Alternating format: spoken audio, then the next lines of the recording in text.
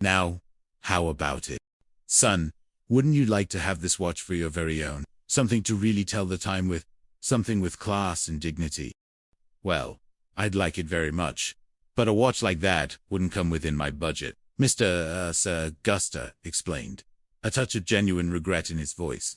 You see, I've got my allotments, and I've got to buy my shower clogs, and I've got to get a present for my aunt's birthday next month. No, it's impossible. I could never afford an expensive watch like that. I just got my priorities. You see, Sam's eyes glinted. The bait was set. Wait a minute. Son, wait a minute. How much do you think it costs? Sam challenged, already enjoying the show. Guster pondered this, scrunching his nose in concentration. He considered the sheer sparkle, the obvious craftsmanship, and his own limited understanding of urban market values, which were derived mostly from his father's old Sears and Roebuck catalogs.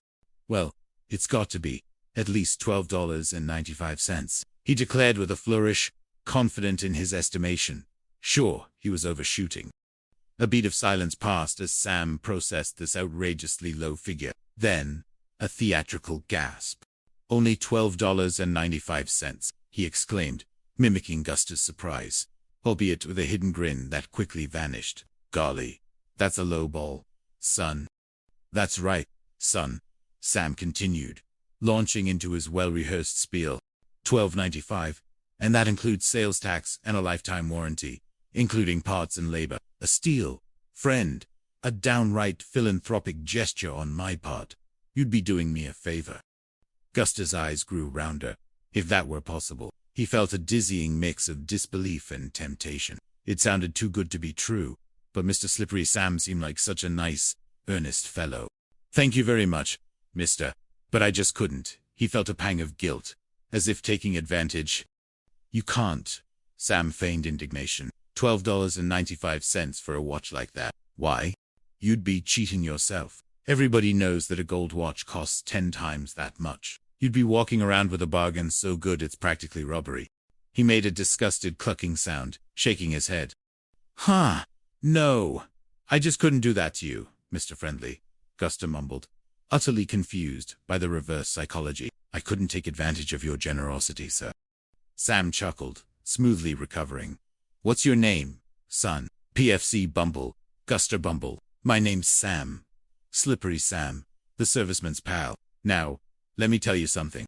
Bumble, in all my years in business catering to men in the armed forces, I've never felt such a rapport with a customer. Imagine, worrying about my profit. You, a selfless Marine, worrying about my bottom line. Take the watch, son. He pressed it into Guster's hand.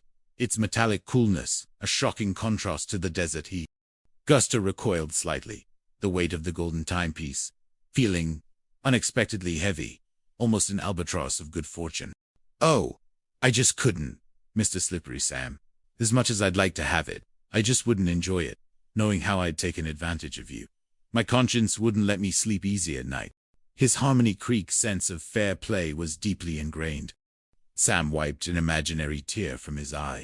Well, look, son, would you feel any better if I told you I was making a little something? Just a tiny bit, a sliver of profit, just enough to keep my lights on. Can you? Guster asked, surprised, practically giving it to me like you are. I thought you was being a good Samaritan, Mr. Sam. Well, Sam confided, lowering his voice again, as if sharing state secrets. Once in a while, one of my suppliers gets a hold of a piece of merchandise, and he has to unload it in a hurry. You know what I mean? Quick sale. No questions asked. Just gotta clear the stock. A real wholesale conundrum.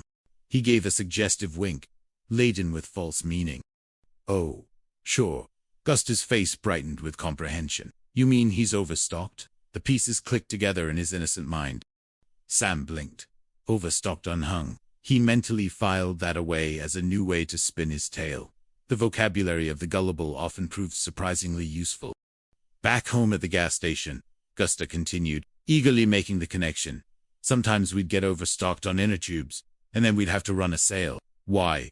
Just last fall, Cousin Andy got a real good deal on an air compressor because Mr. Perkins at the hardware store was overstocked. Had too many coming in, you see, and had to make room for the new lawnmowers. Yeah, whatever you want to call it. Son, Sam cut in, waving a hand dismissively. This is the opportunity of a lifetime. And it'd just break my heart to see you pass it up. My poor heart, shattered by missed opportunity for a good, honest serviceman. Sam clutched his chest dramatically, feigning agony. Gusta, touched by Sam's apparent sincerity and distress, finally, well, if you really feel that way about it, Mr. Slippery Sam, he couldn't bear to cause distress to such a benevolent merchant. How else can I feel, son? Take it, please, be a champion, be the hero of this transaction. Sam's face, for a split second, was a mask of genuine avarice before it reformed into a picture of benevolent generosity. Good for you. You made a wise decision. Private. Gusta fumbled in his pocket, extracting his crumpled bills. Well, here's the money. $5, $10, $11, $12, $13. You can just keep the change, Mr. Slippery Sam. A little extra for your troubles, and for that kind heart of yours. He even offered a sympathetic pat on Sam's shoulder. Sam beamed, scooping up the money with practiced ease. Well, thanks, son. This has made my day. Truly, a heartwarming transaction. You've brightened my whole week. He clapped Gusta heartily on the back, already mentally tallying his profits. As Gusta turned to leave, the watch now gleaming proudly on his wrist, a thought struck him. He paused. Mr. Slippery Sam, he said, turning back. About the lifetime guarantee. Sam, who was already sizing up his next mark, paused. A lifetime guarantee. Yeah, what about it? His eyes narrowed ever so slightly, anticipating a trick. Well, Gusta continued, genuinely concerned, for what you charged me for the watch. 10 or 15 years would be more than fair. I don't want you to be losing money on a lifetime of repairs for me. That just wouldn't be right, sir. A fine gentleman like yourself shouldn't be put out of pocket. Sam stared, speechless for a moment, before bursting into a forced, booming laugh. Son, you truly are one of a kind. Go on, enjoy your watch. Happy afternoon to you. You're too kind. Truly. He practically shooed Gusta away, desperate for the innocent Marine to vanish before he decided to refund Sam for the sales tax as well. Gusta, pleased that he'd looked out for Mr. Slippery Sam, went on his way, completely unaware of the swindle he'd just cheerfully participated in.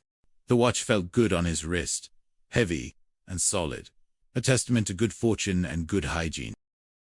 The next day, Captain Corvus Blackwood was, as usual, mired in paperwork. The relentless administrative burden of command was, in his professional opinion, worse than any enemy engagement. It was a war of attrition against red tape and triplicate forms, a war he was slowly but surely losing. His office, typically a sanctuary of peace, felt particularly oppressive. The scent of stale coffee mingled with the dried desert air, creating a lethargic atmosphere. Captain Blackwood, a happy afternoon to you. Blackwood's pen, poised to sign a requisition for boot polish, froze.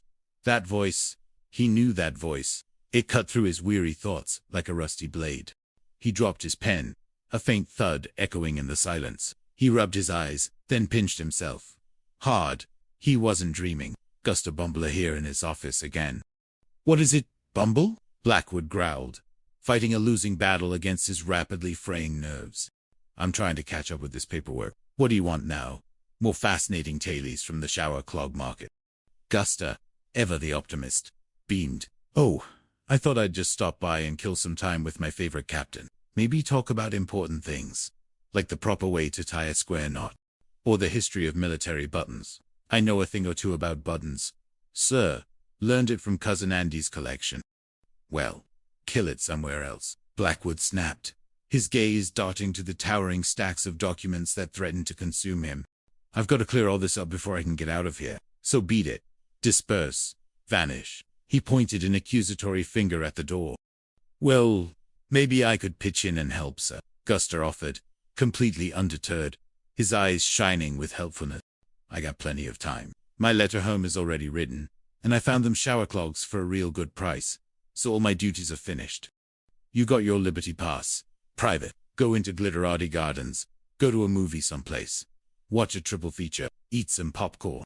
Blackwood's voice rose to a near shout. Just get out of here. Now. Right. Captain, Gusta replied, spinning on his heel with a sharp, albeit still clumsy, about face. But just as he